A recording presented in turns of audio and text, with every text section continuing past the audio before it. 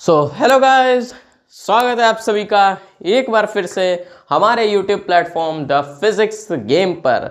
और जैसा कि आप सभी जानते हैं कि हमारे MCQs की बहुत ही बढ़िया सीरीज़ इस समय चल रही है और सीरीज़ में आगे बढ़ते बढ़ते अब हम आ चुके हैं अपने इनऑर्गेनिक केमिस्ट्री के अगले चैप्टर कोऑर्डिनेशन कंपाउंड्स पे, जहाँ पे हमने एक पार्ट इसका ऑलरेडी कवर अप कर लिया है। अब ये इसका पार्ट 2 होने वाला है और यहाँ पे भी हम कुछ बढ़िया बढ़िया क्वेश्चंस देखेंगे जो आपके नॉमेनक्लेचर के ऊपर होंगे, आइसोमेरिज्म के ऊपर होंगे और कुछ क्वेश्चंस VBT के ऊपर भी आपको देखने को मिलेंगे।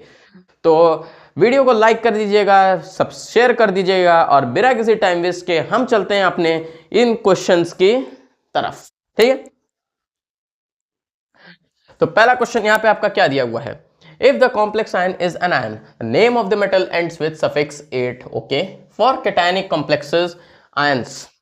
यानी कि क्वेश्चन में ये बताया हुआ है कि जब भी हम लोग का जो कोऑर्डिनेशन एंटिटी का जो कॉम्प्लेक्स आयन होता है, अगर वो एनायन होता है, यानी कि अगर सिंपल भाषा में मैं आपको कहूँ, अगर वो आपके पहले कोऑर्डिनेशन एंटिटी को हम लोग स्क्वायर ब्रैकेट्स में तो लिखते हैं, अगर उन स्क्वायर ब्रैकेट्स में अगर उस मेटल का नाम नहीं आता है या उस कॉम्प्लेक्स आयन का नाम अगर उसमें नहीं आता है, उसके बाहर रहता है या दूसरे में आता है, दूसरे ब्रैकेट्स में, तब ये समझ लीजिएगा कि वो आपका वहां पर एनायन होता है। अगर वो उसी ब्रैकेट में रह गया तब वो कैटायनिक बिहेवियर शो करेगा, नहीं तो वो एनायनिक बिहेवियर शो करेगा। और जो एनायन होते हैं उनका जो नेमिंग होता है, उनके लास्ट में 8 लग जाता है, उनके लास्ट में 8 लग जाता है। जैसे कि आपका यहाँ पर अगर एक कॉम्प्लेक्स इस ब्रैकेट में लिखा है और अगर आपका मेटल का नाम मान लीजिए यहाँ दिया हुआ है, तो ये आपका एनायनिक स्पीशी हो जाएगा, ये आपका एनायनिक स्पीशी हो जाएगा। और फिर इसके लास्ट में हम लोग इसको कोबाल्ट जो लिखते हैं, हम यहाँ पर 8 सफिक्स भी ऐड कर देंगे तो लास्ट में इसका नाम कोबाल्टेट बन जाएगा। लेकिन अगर यही सेम चीज़ अगर आपका यहाँ अंदर लिखा होता तब ये आपका सेम इसी तरीके से हम लोग लिखते हैं, यानी कि जो मेटल का नाम रहेगा वो एज इट इज रहेगा जैसा कि वो है। और क्वेश्चन में यही हमसे शायद पूछा हुआ है कि अगर एनायन का लास्ट में 8 लगता है तो कैटायन के लास्ट में क्या लगेगा। ऑप्शंस देखेंगे तो पहला ऑप्शन दिया हुआ है metal is named as same as the element. जी हाँ, ए ही ऑप्शन आपका यहाँ पे बिल्कुल सही हो जाएगा। और अगर ए ऑप्शन सही हो गया तो हमें आगे देखने की क्या जरूरत है। अब पहला क्वेश्चन था, पहला ही ऑप्शन सही भी हो गया तो ये तो बहुत अच्छी बात हो गई। और इसी के साथ आई थिंक ये क्वेश्चन अच्छा लगा होगा आपको, कुछ सीखने को मिला होगा, सीखने को मिला ना। चलिए चलते हैं नेक्स्ट क्वेश्चन की तरफ।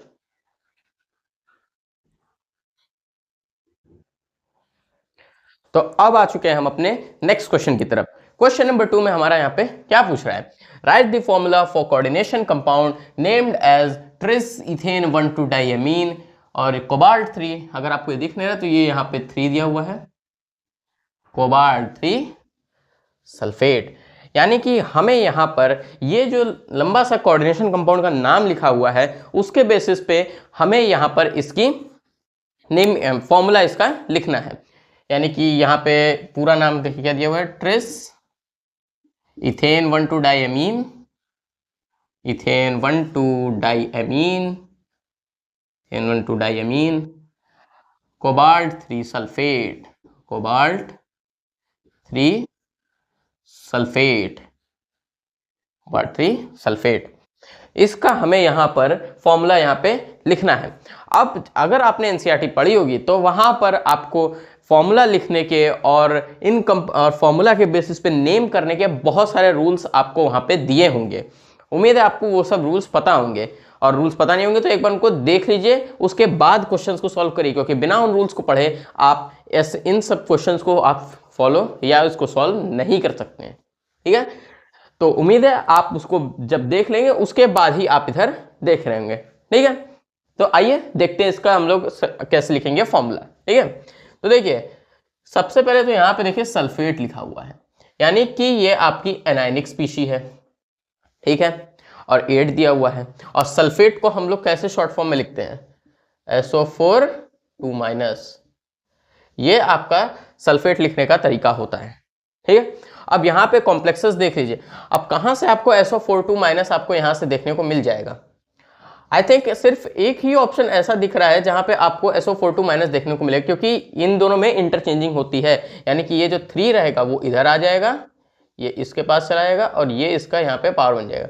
तो ये क्या आ जाएगा SO4 माइनस, और ये जो पूरा कोऑर्डिनेशन कॉम्प्लेक्स है ये 3 हो जाएगा, ठीक है। लेकिन अगर आप यहाँ देखेंगे तो इस ऑप्शन में आपको आई थिंक नहीं देखने को मिलेगा, क्योंकि यहाँ से एक इसके पास जाए तो SO4 माइनस होगा। SO4 माइनस को हम लोग सल्फेट नहीं कहते हैं, सल्फेट SO4 माइनस होता है, समझे? नहीं समझे तो समझ लीजिए। और यहाँ पे देखेंगे, यहाँ पे भी देखिए SO4 माइनस ही बनेगा, यहाँ से भी SO4 माइनस ही बनेगा। सिर्फ एक ऑप्शन ऐसा ए ही दिख रहा है जहाँ पे सल्फेट हमें बनने की प्रक्रिया दिख रही है, और I think A he option यहाँ पे आपका सही हो जाएगा। अगर आप इसको रीड करिए, एक बार आप इसको रीड करिए, मेरे बताने से पहले एक बार आप इसको रीड करिए, क्या लिख सकते हैं हम लोग इसको, उम्मीद है आपने रीड कर लिया होगा। तो अगर आप देखेंगे तो यहाँ पर सबसे पहले हम लोग कैटायनिक स्पीशी को देते हैं। अब यहाँ पे आप देखेंगे तो कैटायनिक स्पीशी तो आपको कहीं दिख नहीं रही, क्योंकि अंदर कोई भी कैटायनिक स्पीशी नहीं हुए हैं। आपका सिर्फ यहाँ पे एक मेटल दिया हुआ है, साथ में लिगेंड है, और ये आपकी एनायनिक स्पीशी दी हुई है, ठीक है। तो अब जब कैटायनिक स्पीशी नहीं दी हुई तो हम लोग अगला काम क्या करते हैं, क्या करते हैं, हम लोग लिगेंड को देखते हैं। लिगेंड को हम लोग अल्फाबेटिकल ऑर्डर में यहाँ पे नेम करते हैं। अब ये देखिए लिगेंड आपका क्या है, EN है, यानी कि आपका डाइडेंटेट लिगेंड एक दिया हुआ है, ठीक है। और इसके कितने हैं, ये 3। और मैंने आपको बताया था जब भी डाइडेंटेट लिगेंड आएंगे वहां पर आप कौन सा प्रीफिक्स यूज करेंगे, ट्रेस यूज करेंगे। ट्रेस, बिस या ट्रेस, जितने वो वहां पे दिए होंगे, जैसे यहाँ पे EN 3 दिए हुए हैं, 3 EN आपके यहाँ पे मौजूद है, तो ये क्या हो जाएगा, tris, tris ethane 1,2 diamine, tris ethane 1,2 diamine, EN को हम लोग इथेन 1,2 डायमीन कहते हैं, ठीक है, ट्रिस इथेन 1,2 डायमीन। और फिर उसके बाद हम लोग इसको रीड करेंगे, यानी कि मेटल को रीड करेंगे। उसके बाद नंबर आता है लिगेंड के बाद मेटल, तो मेटल क्या हो जाएगा, tris ethane 1,2 diamine cobalt, cobalt आ गया। अब इसके बाद यहाँ पे दिए हुए ऑक्सीडेशन स्टेट। अब ऑक्सीडेशन स्टेट आप देख ही सकते हैं, ये 3 इसके पास चला गया तो ये 3 हो ही गया, 3 कॉम्प्लेक्सेस, ये 3 कॉम्प्लेक्सेस आपके दिए हुए हैं, तो ये आपका ऑक्सीडेशन नंबर यहाँ पे हो जाएगा, तो ये 3 भी आ गया। और लास्ट में एनायन दिया हुआ है यानी सल्फेट, यानी कि A option is the correct one for this question, ठीक है। अब यहाँ पे EN का आप लोग यहाँ पे स्ट्रक्चर खोल के आप बना के देख सकते हैं। EN को हम लोग क्या लिखते हैं, यही तो आपका होता है H2N CH3 और ये NH2, यही तो आपका EN पूरा का पूरा होता है। डाइडेंटेट लिगेंड में ये डाइडेंटेट लिगेंड है, डाइडेंटेट लिगेंड में क्या होता है, जब 2 डोनर साइड्स यानी दोनों तरफ से इलेक्ट्रॉन पेयर डोनेट हो जाए, देख सकते हैं इधर से भी हो जाएगा, इधर से भी हो जाएगा, और एक ही टाइम पे होगा, साइमल्टेनियसली एक साथ हो जाएगा। तो ऐसे ही लिगेंड्स को हम लोग डाइडेंटेट लिगेंड कहते हैं, ठीक है। उम्मीद है आपको ये क्वेश्चन अच्छा लगा होगा, ये अच्छा क्वेश्चन था। चलिए अब चलते हैं अपने नेक्स्ट क्वेश्चन की तरफ।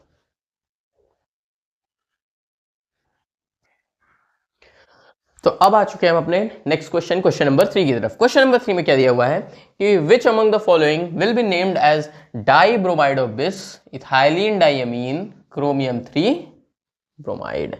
यानी कि एक बार फिर से आपको यहाँ पर फॉर्मूला लिखने का सवाल दे दिया है, यानी कि ये पूरा का पूरा आपका कोऑर्डिनेशन एंटिटी का आपका यहाँ पे नेम लिखा हुआ है, आपको सिंपली उसका बस यहाँ पे फॉर्मूला लिखना है। तो आइए देखते हैं, आसान सा है।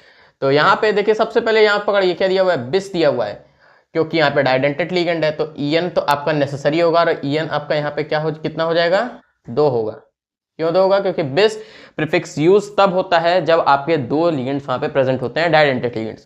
तो ये आपका EN2 तो यहाँ पे आपका होना ही होना है, ठीक है। अब क्योंकि डाइब्रोमाइडो लिखा हुआ है, क्योंकि डाइब्रोमाइडो लिखा हुआ है यानी कि यहाँ पर एक आपका एनायनिक लिगेंड होता है। एनायनिक लिगेंड जो आपका होता है वो हमेशा O के साथ एंड होता है। यहाँ लिख लीजिए, जो आपका एनायनिक लिगेंड होता है, एनायनिक लिगेंड ये वो एंड्स विथ O होता है, ends with O। Anionic ligand आपका O से एंड होता है।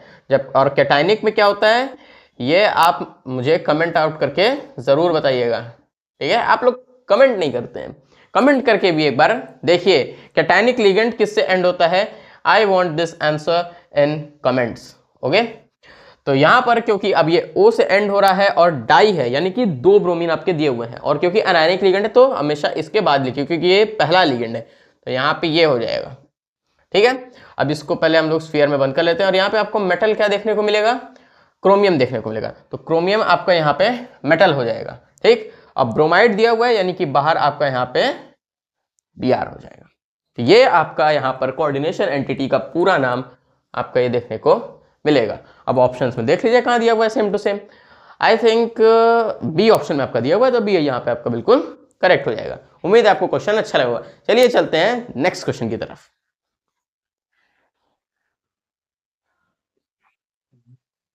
तो अब आ चुके हैं हम क्वेश्चन नंबर 4 पे। क्वेश्चन नंबर 4 में क्या दिया हुआ है कि right the IUPAC name of the following coordination compounds, यानी कि हमने अभी यहाँ पर आपके नेम लिखे हुए थे, उसके बेसिस पे हमने फॉर्मूलाज उनके वहां पे देखे थे कि फॉर्मूलाज उनके क्या आएंगे उस कोऑर्डिनेशन एंटिटी के, ठीक है। अब यहाँ पे जस्ट उल्टा पूछ दिया, हमें यहाँ पर पूरा फॉर्मूला लिख के दिया, हमें इस फॉर्मूले के बेसिस पे बताना है कि इसका हम लोग नेमिंग कैसे करेंगे। तो नेमिंग करने के लिए जो रूल्स होते हैं वो आप सभी जानते हैं। सबसे पहले तो हम लोग यहाँ पे कैटायन को खोजते हैं। सबसे पहले कैटायन की सर्चिंग होती है, चाहे वो पॉजिटिव हो चाहे वो आपका नेगेटिवली चार्ज हो। दूसरे केस में हम लोग क्या करते हैं, लीगेंड को देखते हैं, लीगेंड की नेमिंग करते हैं, लीगेंड्स नेमिंग होती है। और एक चीज, हाँ, ये सब जो भी आपका चलता है पूरा जितना भी मैं अभी लिखूंगा आगे, सब अल्फाबेटिकल ऑर्डर में चलता है। ये चीज याद रखिएगा, अल्फाबेटिकल ऑर्डर में चलता है, यानी कि जैसे हम लोग अल्फाबेट्स को पढ़ते हैं ABCDEFG सब जैसे लाइन में चलते हैं, उसी बेसिस पे ये भी आपका वैसे ही नेमिंग यहाँ पे चलता है। तीसरा काम जो होता है, हम लोग यहाँ पे प्रीफिक्सेस का यूज करते हैं, प्रीफिक्सेस का यूज यहाँ पे होता है। चौथा काम होता है, हम लोग यहाँ पर ऑक्सीडेशन नंबर खोजते हैं, ऑक्सीडेशन नंबर यहाँ पे चलता है। और फिर लास्ट वाला जो आपका होता है वो यहाँ पर एनायन या कैटायन में हम लोग वहाँ पे कोई सफिक्स यूज करते हैं या नहीं, सफिक्सेस यूज। जब भी आपका कैटायनिक स्पीशी रहेगा, जो भी आपका कॉम्प्लेक्स आयन रहेगा कोऑर्डिनेशन एंटिटी के अंदर, अगर वो है, अगर वो कैटायनिक बिहेवियर शो कर रहा है, तब हम लोग उस मेटल या कॉम्प्लेक्स आयन का नाम एज इट इज रखेंगे, जैसे उसका नाम होता है, जैसे कोबाल्ट का कोबाल्ट होगा, निकल का निकल होगा। लेकिन अगर वही सेम चीज वहां पे एनायनिक बिहेवियर शो कर रही है, वो अगर एनायन की तरह बिहेव कर रही है, तब हम लोग वहां पे एक सफिक्स लास्ट में ऐड करेंगे 8 यहाँ पे आपका ऐड हो जाए, जैसे कोबाल्ट का कोबाल्टेट, निकल का निकलेट और वगैरह जितने भी आपके वहां पे मेटल्स होंगे उस बेसिस पे। तो ये आपके यहाँ पे पूरे के पूरे रूल्स होते हैं जिसके बेसिस पे हम लोग यहाँ पर फॉर्मूला का नेमिंग करते हैं। तो सबसे पहले हम लोग कैटायन को देखते हैं। कैटायन आपका यहाँ पे क्लोरीन दिया हुआ है और 2 ठो है, तो सब शुरुआत कैसे होगा, प्रीफिक्स यहाँ पे लगेगा, यानी कि डाइक्लोरो होगा, डाइक्लोरो होगा। तो यहाँ नाम लिख लीजिए, सबसे पहले आपका यहाँ पे डाइक्लोरो आएगा। और दूसरा फिर देख सकते हैं आपको लीगेंड दिया हुआ है, बाइडेंटेड लीगेंड, और जब भी बाइडेंटेड लीगेंड रहेगा वहां पे वो जितना होगा, अगर 2 होगा तो हम लोग बिस यूज करेंगे, 3 होगा ट्रिस यूज करेंगे, 4 होगा टेट्राकिस यूज करेंगे, ऐसे ही वगैरह यूज करते रहेंगे। क्योंकि यहाँ पे 2 दिया हुआ है तो ये हो जाएगा आपका बिस इथाइलिन डाइएमीन, यानी कि डाइक्लोरोबिस इथाइलिन डाइएमीन। यहाँ याद रखिएगा डाइएमीन को हम हमेशा यहाँ पे डबल एम से रिप्रेजेंट करते हैं डाइएमीन में, क्योंकि रूल्स के अकॉर्डिंग यहाँ पे चलता है यूपीएससी नेमिंग के, आप देख सकते हैं। तो डाइक्लोरोबिस इथाइलिन डाइएमीन, फिर आपका यहाँ पे मेटल का नाम आएगा, यानी कि ये हो जाएगा आपका कोबाल्ट। और इसके बाद यहाँ पर हम लोग लिखेंगे इसका ऑक्सीडेशन नंबर। अब ऑक्सीडेशन नंबर देख सकते हैं ऑप्शंस के बेसिस पे, या तो 2 होगा या तो 3 होगा। ऑक्सीडेशन नंबर को हम यहाँ पे पहले कैलकुलेट कर लेते हैं। मेटल यहाँ पे दिया हुआ है तो मेटल का आपका X हो जाएगा। फिर ये आपका यहाँ पे 2 क्लोरीन है और माइनस का चार्ज होता है, तो ये आपका X-2 हो जाएगा, क्योंकि 2 × -1 मल्टीप्लाई होकर X-2 दे देगा। फिर ये आपका क्योंकि न्यूट्रल लिगेंड है और न्यूट्रल लिगेंड का हमेशा चार्ज कितना होगा, 0 होगा, तो ये आपका यहाँ पे 0 हो जाएगा। और यहाँ देखेंगे तो ये आपका एक ही यहाँ पे दिया हुआ है, यानी कि ये आपका +1 इधर हो जाएगा, तो और ये आपका जब 2 इधर चला जाएगा तो X की वैल्यू जो आएगी वो यहाँ पर +3 आ जाएगी, यानी कि ऑक्सीडेशन नंबर जो आपका दिया हुआ है वो यहाँ पर +3 का होगा, यानी कि ये यहाँ पे 3 हो जाएगा। और क्योंकि यहाँ पे क्लोरीन दिया हुआ है तो ये आपका dichlorobis ethylene diamine cobalt 3। I think यहाँ पे कुछ मिसिंग है, क्योंकि सल्फेट यहाँ दिया हुआ है, आई थिंक यहाँ पे SO4 था। एक बार मैं देख लेता हूँ।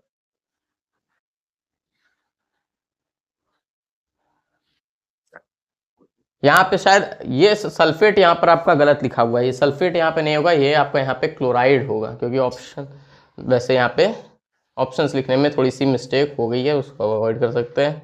तो याद यहाँ पे देख सकते हैं, यहाँ पे आपका ये सब क्लोराइड होगा, यहाँ पे क्लोराइड सेम यहाँ पे सब चीज़ें क्लोराइड ही यहाँ पे आपका लास्ट में होगा, यानी कि यहाँ पे आपका नाम क्लोराइड आ जाएगा।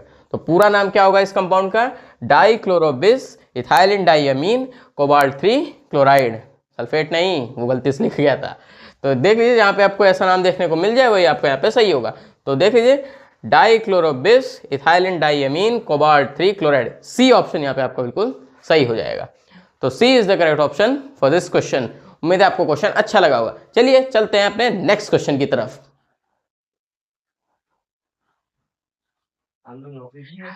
तो अब आ चुके हैं हम क्वेश्चन नंबर 5 की तरफ। क्वेश्चन नंबर 5 में क्या दिया हुआ है, which type of ligand is contained in linkage isomerism, यानी कि अब सवाल आ चुका है आपका आइसोमेरिज्म पे। याद रखिएगा आइसोमेरिज्म आपके 4 तरीके के होते हैं। सबसे पहला आपका होता है लिंकेज आइसोमेरिज्म, दूसरा आता है आपका कोऑर्डिनेशन आइसोमेरिज्म, कोऑर्डिनेशन आइसोमेरिज्म, तीसरा आपका आता है यहां पर सॉल्वेट आइसोमेरिज्म, और आखिरी जो आता है वो आपका आता है आयोनाइजेशन आइसोमेरिज्म, आयोनाइजेशन आइसोमेरिज्म। अब क्वेश्चंस यहीं से बनते हैं कि किस तरह की यहां पर आपको कंपाउंड दे देगा या पूछेगा कि इस लिगेंड में किस तरीके का आइसोमेरिज्म देखने को मिल रहा है। 4 तरीके के आइसोमेरिज्म होते हैं, आप सबको पहचाने कैसे, तो पहचान करना, देखिए सबसे पहले जो लिंकेज आइसोमेरिज्म होता है इसको आप तब पहचान सकते हैं जब वहां पर एम्बीडेंटेड लिगेंड दिया हो, एम्बीडेंटेड लिगेंड, यानी आपके सामने एक कोऑर्डिनेशन कॉम्प्लेक्स पूरा लिखा रहेगा, वहां पर आपको देख रहा है कि वहां पर क्या एम्बीडेंटेड लिगेंड प्रेजेंट है। अगर ऐसा है, अगर वहां पे एम्बीडेंटेड लिगेंड है, एम्बीडेंटेड लिगेंड क्या होता है, ऐसा लिगेंड जिसके पास 2 डोनर साइट हो, यानी वो 2 तरफ से अपने इलेक्ट्रॉन पेयर को डोनेट कर दे, लेकिन एक साथ नहीं, एक समय पर एक ही डोनेट करेगा, दोनों एक साथ एक समय पे नहीं करेंगे, दोनों एक समय पर एक ही करेगा, उन लिगेंड्स को ही हम लोग एम्बीडेंटेड लिगेंड्स कहते हैं। और जब भी एम्बीडेंटेड लिगेंड्स हमें कहीं देखने को मिल जाते हैं तो वहां पर आपको लिंकेज आइसोमेरिज्म देखने को मिलता है। एम्बीडेंटेड लिगेंड का प्रेजेंस रहेगा तो लिंकेज आइसोमेरिज्म वहां पर होगा। अगला होता है कोऑर्डिनेशन आइसोमेरिज्म। अब यहां पर क्या होता है, मैं आपको सबसे 2 डब्बे आपको जब भी देखने को मिल जाएंगे, 2 डब्बे, और इनमें क्या रहेगा, लिगेंड्स की इंटरचेंजिंग होगी, यानी कि लिगेंड्स जो रहेंगे एक डब्बे से दूसरे डब्बे में इंटरचेंज होंगे। लिगेंड्स आर इंटरचेंजेबल, इंटरचेंजेबल,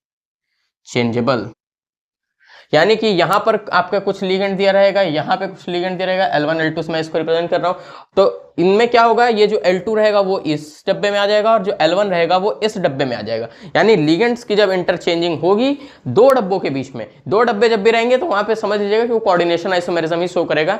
सबसे सिंपल तरीका तो यही होता है, वहां पे लिगेंड की इंटरचेंजिंग हो जाएगी और तब वहां पर कोऑर्डिनेशन आइसोमेरिज्म देखने को मिल जाएगा। सबसे आसान तरीका लेकिन ये रहता है कि 2 डब्बे दिए रहेंगे तो वहां पे कोऑर्डिनेशन आइसोमेरिज्म देखने को मिल जाएगा। सिंपल तरीका ये होता है, लेकिन लिगेंड की वहां पे इंटरचेंजिंग होते है, ये भी आपको पता होना चाहिए। अगला जो होता है वो आपका सॉल्वेट आइसोमेरिज्म होता है। इसको हम लोग एक दूसरा नाम हाइड्रेट आइसोमेरिज्म से भी जानते हैं, और हाइड्रेट दिया हुआ है यानी कि यहाँ पर वाटर की इन्वॉल्वमेंट होगी। जब भी किसी भी कोऑर्डिनेशन एंटिटी में अगर आपका water as a ligand present है, water as a ligand present है, तो वहां पे हमेशा सॉल्वेट आइसोमेरिज्म होगा। वाटर है तो सॉल्वेट ही होगा और कोई आइसोमेरिज्म वहां पे शो नहीं होगा, सिर्फ सॉल्वेट आइसोमेरिज्म होगा। अब आखिरी जो आता है वो होता है आपका आयोनाइजेशन। अब यहां क्या होता है, यहां पर आपके लिगेंड और काउंटर आयन में इंटरचेंजिंग होती है। Counter ions are interchanged, interchanged, यानी कि यहां पर क्या होगा, जैसे कि आपके सामने कोऑर्डिनेशन स्फीयर लिखा होगा, ये आपका कोऑर्डिनेशन स्फीयर है Br2SO4, ठीक है। यहां पर देख सकते हैं ये आपका एक लिगेंड है, ये आपका दूसरा लिगेंड है। अब यहां पर क्या होगा, ये जो रहेगा ये आपका इंटरचेंज करेगा, ये जाएगा बाहर और ये वाला आएगा अंदर। जब ऐसा केस होगा तब वहां पर आयोनाइजेशन आइसोमेरिज्म हो जाएगा। और फॉर्मूला में क्या होगा, बस ये सिंपल क्या लिखेंगे हम लोग, ये हो जाएगा CONH3 का होल 4 SO4 अंदर और Br2 बाहर। मैंने जस्ट दिखाने के लिए आपको यहाँ पर एक कोऑर्डिनेशन एंटिटी लिखी हुई है, यानी कि लिगेंड और काउंटर आयन के बीच में इंटरचेंजिंग होगी। बाहर वाला काउंटर आयन होता है, डब्बे के अंदर वाला लिगेंड होता है, ठीक है। तो ये 4 आइसोमेरिज्म को पहचानने का तरीका मैंने यहाँ पर आपको बता दिया है। उम्मीद है आपको ये तरीके अच्छे लगे होंगे। अब क्वेश्चन की तरफ अगर हम चलें तो क्वेश्चन पूछा हुआ है कि which type of ligand is contained in linkage isomerism. Linkage में कैसे लिगेंड होते हैं, एम्बिडेंटेड होते हैं, और एम्बिडेंटेड आई थिंक सी में दिख रहा है, तो सी यहाँ पे आपका बिल्कुल सही हो जाएगा। उम्मीद है आपको आइसोमेरिज्म की एक्सप्लेनेशन अच्छी लगी होगी। अगर समझ में नहीं आया तो एक बार बैक करके फिर से आप देख लीजिए। फिलहाल के लिए हम चलते हैं अपने नेक्स्ट क्वेश्चन की तरफ।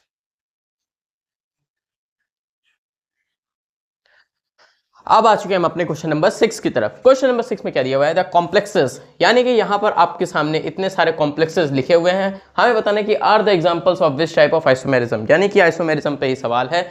और यहां पे अगर आप क्वेश्चन में देखेंगे तो क्या दिया हुआ है, 2 डब्बे दिए हुए हैं, और 2 डब्बे जब भी प्रेजेंट होते हैं तो वहां क्या होता है, लिगेंड्स की इंटरचेंजिंग होती है, और लिगेंड्स की इंटरचेंजिंग होती है और 2 डब्बे दिए हुए हैं, तो वहां पे कौन सा आइसोमेरिज्म होगा, बिल्कुल सही, कोऑर्डिनेशन आइसोमेरिज्म, यानी कि B is the correct option.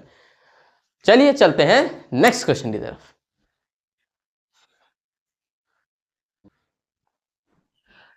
तो अब आ चुके हैं क्वेश्चन नंबर 7 पे। क्वेश्चन नंबर 7 में क्या दिया हुआ है, फिर से आपके सामने यहाँ पे कॉम्प्लेक्सेस दिए हुए हैं और हमें बताना है कि वो यहाँ पर किस तरीके के आइसोमर्स यहाँ पे हैं, यानी किस तरीके का आइसोमेरिज्म वो शो कर रहे हैं।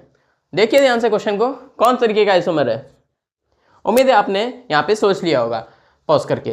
तो यहाँ देख सकते हैं यहाँ पर क्या हो रहा है, काउंटर आयन और लिगेंड में यहाँ पे इंटरचेंजिंग हो रही है, और जब भी काउंटर आयन और लिगेंड में इंटरचेंजिंग होती है तो किस तरीके का आइसोमर आता है, किस तरीके का आता है, बिल्कुल सही, आयोनाइजेशन आइसोमर्स, यानी कि D is the correct option. जब भी काउंटर आयन और लिगेंड एक दूसरे को इंटरचेंज करेंगे तब वहां पर आयोनाइजेशन आइसोमेरिज्म का किस्सा आएगा। ठीक है, उम्मीद है क्वेश्चन समझ में आया होगा। चलिए चलते हैं नेक्स्ट क्वेश्चन की तरफ। अब आ चुके हैं हम क्वेश्चन नंबर 8 की तरफ। क्वेश्चन नंबर 8 में क्या पूछा है, which of the following pairs represent linkage isomerism, यानी कि इस बार हमें बताना है कि यहां पर जो इतने सारे यहां पर पेयर्स दिए हुए हैं, ऑप्शंस में 2-2 पेयर्स, हमें बताना है कि कौन से ऐसे 2 पेयर्स हैं जो यहां पर लिंकेज आइसोमेरिज्म शो कर रहे हैं। अब लिंकेज आइसोमेरिज्म के बारे में मैंने आपको क्या बताया था कि लिंकेज आइसोमेरिज्म को हम लोग कैसे पहचानते हैं। लिंकेज आइसोमेरिज्म को हम वैसे पहचानते हैं जब वहां पर कौन से लिगेंड्स प्रेजेंट हो, एम्बिडेंटेड लिगेंड्स, यानी कि जो एक समय पर एक ही अपने इलेक्ट्रॉन पेयर को डोनेट करे, उसके बाद 2 डोनर साइट हो लेकिन एक बार में एक ही करेगा, उन्हें हम एम्बिडेंटेड लिगेंड्स कहते हैं। और जब भी एम्बिडेंटेड लिगेंड्स का किस्सा आता है तब वहां पर लिंकेज आइसोमेरिज्म अपना रोल प्ले करता है। ठीक है, अब देख लीजिए जहां पे आपको एम्बिडेंटेड लिगेंड दिख रहे हो वो आपको सही हो जाएगा। ए ऑप्शन में देखेंगे तो यहां पर अगर आप ध्यान दे रहे होंगे, यहां पर जो कॉपर प्लेटिनम है, यहां पर कॉपर और प्लेटिनम में ही इंटरचेंजिंग हो रही है। अब मैंने कभी आपको बताया है कि किसी भी आइसोमेरिज्म में क्या कभी मेटल की इंटरचेंजिंग होती है, क्या कभी मेटल की इंटरचेंजिंग होती है, लिगेंड्स की हो जाती है, काउंटर आयन की हो जाती है, और 2 डब्बों में से दोनों लिगेंड्स एक दूसरे से बदल जाते हैं, लेकिन क्या कभी मेटल चेंज होता है, बिल्कुल नहीं होता है, मेटल तो कभी चेंज नहीं होगा, इसलिए ये तो पहले ही गलत हो जाएगा। अब बी देखेंगे, बी में अगर आप देखेंगे तो ये यहाँ पर एससीएन दिया हुआ है, और एससीएन आपका क्या होता है, क्या होता है एससीएन आपका, बिल्कुल सही, आप एक एम्बिडेंटेड लिगेंड, और जब भी एम्बिडेंटेड लिगेंड यहाँ पर ये हो जाएगा, यानी कि नाइट्रोजन से भी डोनेट हो सकता है या सल्फर से भी डोनेट हो सकता है, और अगर ऐसा केस है तो यहाँ पर लिंकेज आइसोमेरिज्म शो होगा, यानी कि B is the correct option for this question. उम्मीद आपको क्वेश्चन समझ में आया होगा और अच्छा भी लगा होगा। ठीक है, चलते हैं नेक्स्ट क्वेश्चन की तरफ। ठीक है,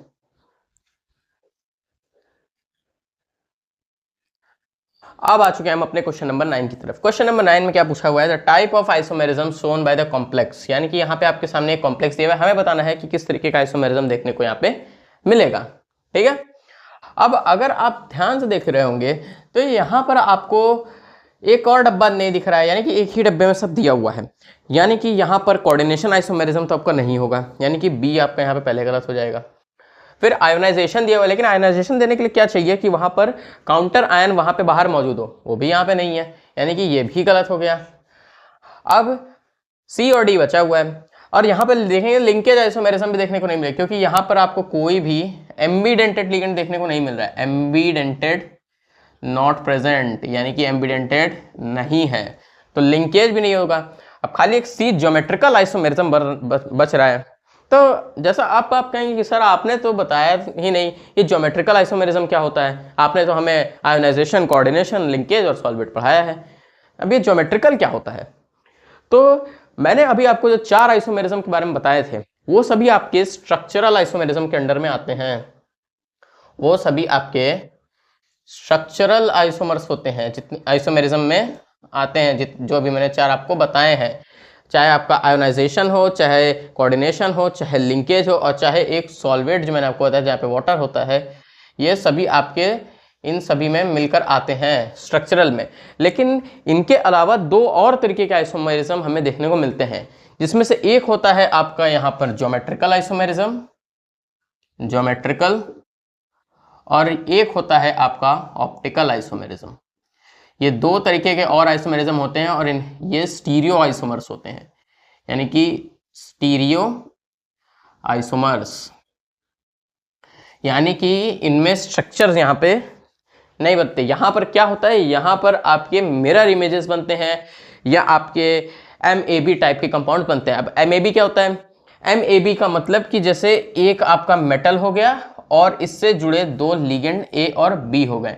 और ज्योमेट्रिकल आइसोमेरिज्म जो रहता है, इसमें जब कोऑर्डिनेशन नंबर, कंपाउंड जो भी आपके सामने दिया रहेगा, वहां पे जब भी कोऑर्डिनेशन नंबर आपका 4 या 6 होगा, तब आपका ज्योमेट्रिकल आइसोमेरिज्म देखने को मिलता है। एनसीईआरटी लेवल पे देखेंगे तो जब कोऑर्डिनेशन नंबर जब 4 या 6 रहेगा, तब आपका ज्योमेट्रिकल आइसोमेरिज्म वहां पर इन्वॉल्व होगा। अब 4 और 6 से मतलब क्या होता है, यानी कि वहां पर या तो 4 लिगेंड होंगे या तो 6 लिगेंड होंगे, ठीक है। और लिगेंड ए बी का मतलब यहाँ पे होता है एक अलग तरीके के लिगेंड, एक अलग तरीके, जैसे मान लीजिए एक हो गया यहाँ पे आपका NH3 हो जाएगा एक, और एक मान लीजिए आपका यहाँ पे CN हो जाएगा, तब आपका ज्योमेट्रिकल आइसोमेरिज्म देखने को मिलता है। और इनके जो कंपाउंड्स कैसे बनते हैं, पहला होता है आपका MA2B2 टाइप होता है, दूसरा होता है आपका, ये कोऑर्डिनेशन नंबर 4 के लिए होता है, और 4 के लिए सिर्फ एक ही बनता है, वो MA2B2 यही बस होता है। एक आता है आपका 6 में, जहाँ पे आपको MA3B3 देखने को मिलता है। एक आता है जहाँ पे आपको MA4B2 देखने को मिलता है। ये दोनों में क्या है, यहाँ पे कोऑर्डिनेशन नंबर 6 है। ये 3 तरीके के ऐसे आइसोमर्स वहां पे हमें जब देखने को मिले, तो आपका ज्योमेट्रिकल आइसोमेरिज्म वहां पे होता है। अब यहाँ पे भी और एक किस्सा आता है। यहाँ पे जैसे मान लीजिए यहाँ पे आपका एक मेटल है, और ये 4 के लिए बना रहा हूँ।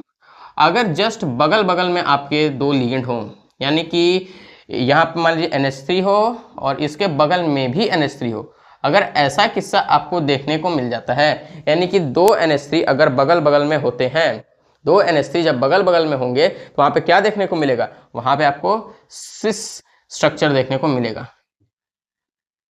वहां पे आपका सिस जैसा रोटेशन होता है, सिस स्ट्रक्चर वहां पे हम उसे कहते हैं। अब अगर यही सेम चीज मान लीजिए अगर यहाँ पे ऐसी हो जाए, MA हो जाए और ये इसके डायगनली लग जाए, यानी कि दोनों लिगेंड एक दूसरे के डायगनली में चल जाए, तब वहां पे कैसा स्ट्रक्चर बनेगा, ट्रांस बनेगा, वहां पे ट्रांस हो जाएगा, ठीक है। अब सिमिलरली वही MA3B3 और A4B2 में भी हमें वही सेम चीज देखने को मिलती है।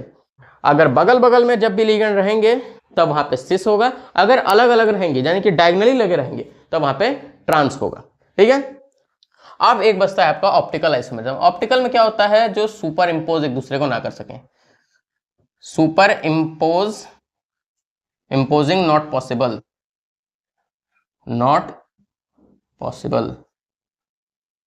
इससे मतलब क्या हो गया, ऑप्टिकल का अगर अब मैं आपको एक डायग्राम यहाँ बना के दिखाता हूँ। ऑप्टिकल में क्या होता है कि जैसे एक बहुत ही फेमस है, एक होता है आपका मान लीजिए CN, और इससे आपके यहाँ पर EN लगे होंगे, EN, ये कुछ इस तरीके का स्ट्रक्चर आपका बनता है, और ये ऐसे और ये ऐसे। अब इसी का अगर हम लोग मिरर इमेज बनाते हैं, इधर आपका मिरर इमेज बनेगा, मिरर इमेज, इसको मैं यहाँ बना देता हूँ। तो ये यहाँ पे क्या होगा, जस्ट इसी के मिरर जैसा इसका बनेगा, यानी कि CO अगर इधर है तो EN ये हो जाएगा, एक EN ये हो जाएगा, और एक EN इधर आ जाएगा, यानी कि ये कुछ इस तरीके का बनेगा।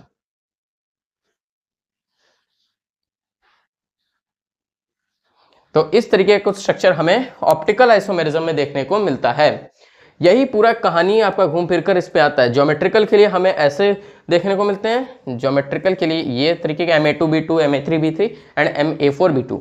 और जब ऑप्टिकल का केस आता है, तो ऑप्टिकल में हमें ऐसे डायग्राम देखने को मिलते हैं, यानी कि जो मिरर इमेजेस में नॉन सुपर इम्पोजेबल हो, यानी कि एक दूसरे को सुपर इम्पोज ना कर सकें, यानी कि अगर एक तरफ इस तरीके का अगर स्ट्रक्चर बन रहा है, तो दूसरी तरफ एकदम सेम ऐसा ही स्ट्रक्चर ना बने, इसका मिरर इमेज बन जाए, ठीक है, समझ गए। अब क्वेश्चन में देखेंगे तो हमें यहाँ पे COCl2 EN2 दिया हुआ है, EN आपका यहाँ पे डाइडेंटेड लिगेंड है। अब अगर डायरेक्टली यहीं से पहचानते हैं, आपका ये मेटल दिया हुआ है, ये आपका A लिगेंड, ये आपका B लिगेंड, और ये 2 है और ये भी 2 है, तो यानी Ma2B2 टाइप, यानी कि किस में आता है, कोऑर्डिनेशन ज्योमेट्रिकल आइसोमेरिज्म में, और ज्योमेट्रिकल यहाँ पे C आपका बिल्कुल सही हो जाएगा। तो ये होता है आपका ज्योमेट्रिकल और ऑप्टिकल के ऊपर पूरा कहानी और जो भी यहाँ पे आपका बनता है। अगर आपको समझ में आया तो बहुत अच्छी बात है, नहीं आया तो एक बार बैक करके आप वीडियो को फिर से देख सकते हैं। और ये जो क्वेश्चन है, ये क्वेश्चन शायद आपका नीट 2018 में आया हुआ सवाल है, नीट 2018 में ये पूछा गया था। ठीक है, उम्मीद है आपको क्वेश्चन अच्छा लगा। चलिए चलते हैं अपने नेक्स्ट क्वेश्चन की तरफ।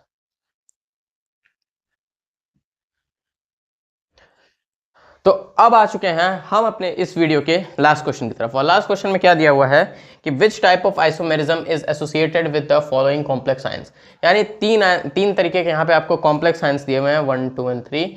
हमें बताना है कि किस तरीके का आइसोमेरिज्म इनमें देखने को मिल रहा है। तो आइए यहाँ पे चेक करते हैं। अगर पहला आप देखेंगे तो यहाँ पर 5 वाटर दिया हुआ है और 1 NH3 दिया हुआ है, यानी कि एक लिगेंड ये, एक लिगेंड ये।